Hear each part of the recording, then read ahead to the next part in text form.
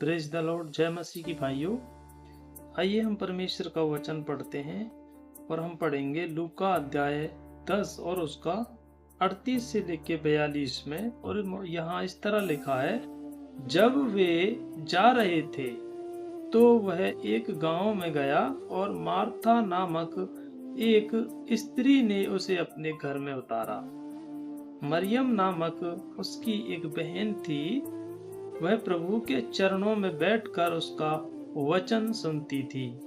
परंतु मार्था सेवा करते करते घबरा गई और उसके पास आकर कहने लगी, हे प्रभु, क्या तुझे कुछ भी चिंता नहीं कि मेरी बहन ने मुझे सेवा करने के लिए अकेली ही छोड़ दिया है? इसलिए उससे कह कि मेरी सहायता करे।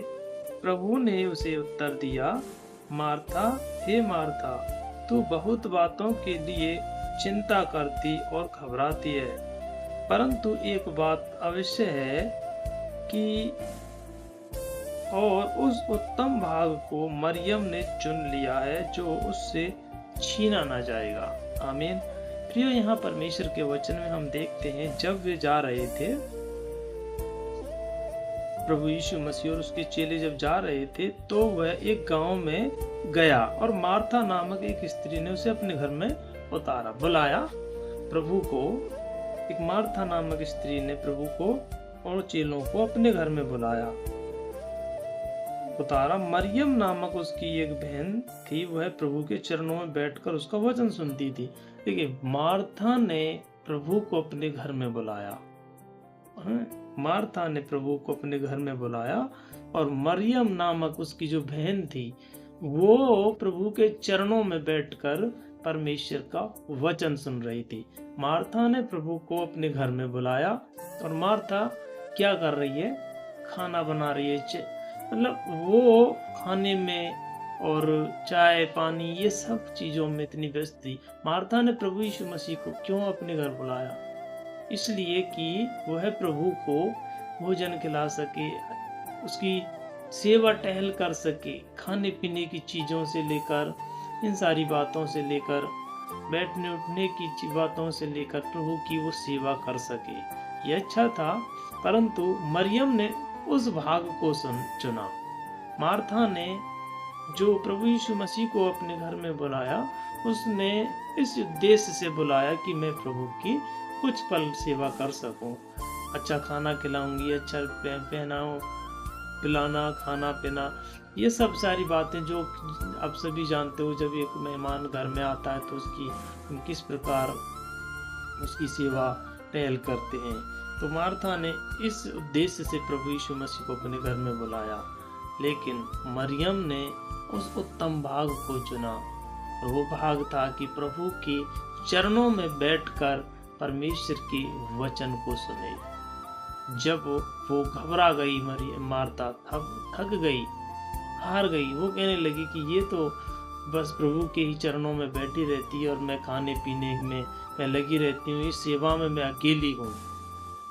तो उसने प्रभु से कहा कि प्रभु, तुझे कुछ भी चिंता नहीं, तो इससे बोल मेरी बहन से कि ये इस सेवा में मेरे हाथ बटाए, मेरी मदद करे। लेकिन प्रभु ने कहा कि मार्था, तू बहुत बातों के लिए चिंता क्यों करती है?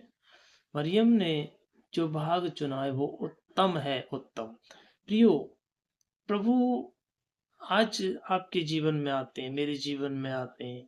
हमें एक सांसारिक रूप से, एक सांसारिक उद्देश्य से प्रभु की सेवा नहीं, पर हमें वचन की सेवकाई करनी है। हमें उस परमेश्वर के वचन को सुनना है। प्रियो, वचन जीवन बदलता है। आपको पता है, प्रभु यीशु मसीह जब एक जगह पर वचन सुना रहे थे तो एक स्त्री ने, परमेश्वर की जब बातें कर रहे थे प्रभु यीशु मसीह, तो एक स्त्री ने कहा कि धन्य है वह गर्भ जिसमें तू रहा और धन्य है वह दूध जिसको तूने पिया, चूसा। जैसा लिखा है लूका में। तो प्रभु यीशु मसीह ने कहा कि हाँ, परंतु धन्य वह है जो परमेश्वर के वचन को सुनता और मानता है।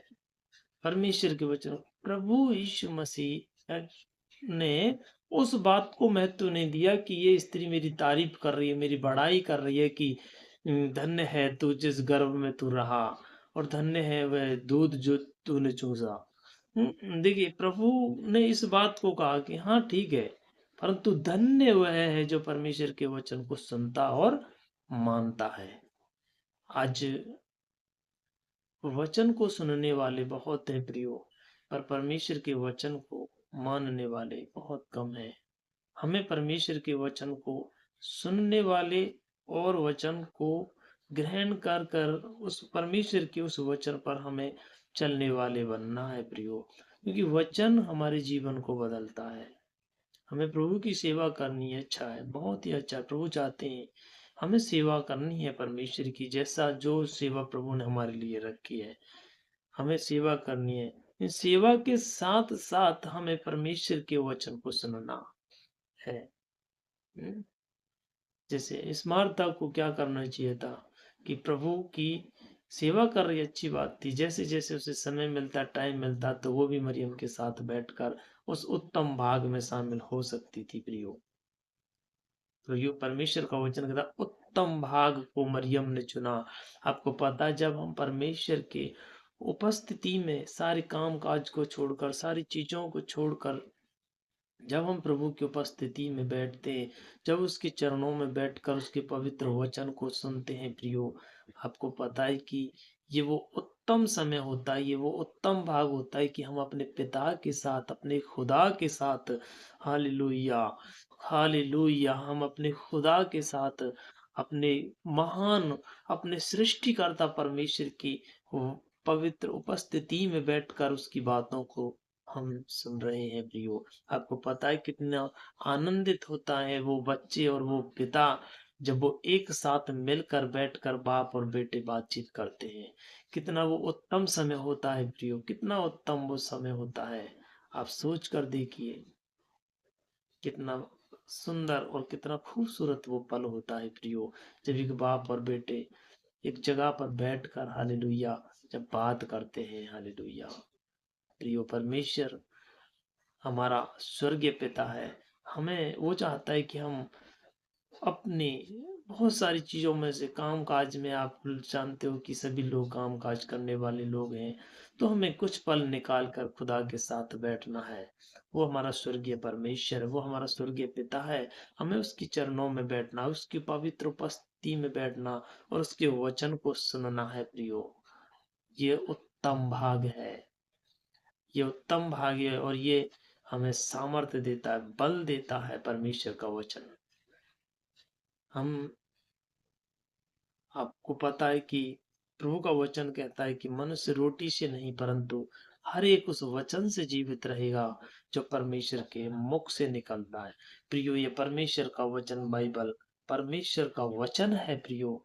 ये वो आत्मिक भोजन है जो हमें सामर्थ्य देता है, हमें ताकत देता है, हमें बल देता है, हर गुनाह, हर पाप से, हर एक बीमारी से, हर एक बुरे कामों से लड़ने की ताकत देता है। शैतान चाहता है कि हम गुनाह में गिरे, पाप में गिरे, हम वो कर्म करें जो परमेश्वर की दृष्टि में बुरा है, घृणित है। शैतान हमें हर पल गिराना चाहता है गुनाह और पाप में, लेकिन प्रियो, आपको पता है ये परमेश्वर का वचन हमें बल और सामर्थ्य देता है कि हम प्रभु के वचन और उसके मार्ग में बने रहें, और हम अपने सृष्टिकर्ता परमेश्वर के विरुद्ध गुनाह और पाप ना करें।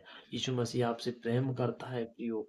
मैं आपको बताना चाहता हूँ, वो चाहता है कि आप हर प्रकार की बीमारी से, बुराई से, अपराध, गुनाह और पाप से दूर रहें। वो आपसे प्रेम करता है, उसने आपके लिए काल्वरी क्रूस पर आपकी गुनाह और पापों की कीमत चुकाई है। वो आपसे प्यार करता है, उसके पास आए, उसे दुआएं करें। आप किसी प्रकार की बीमारी में हैं, आप दुष्ट आत्माओं से ग्रस्त हैं, आप थक चुके हैं, समस्याओं से निराश हैं, आपकी कोई नहीं सुन रहा, आपको ऐसा लगता है कि मेरा जीवन ही खराब है।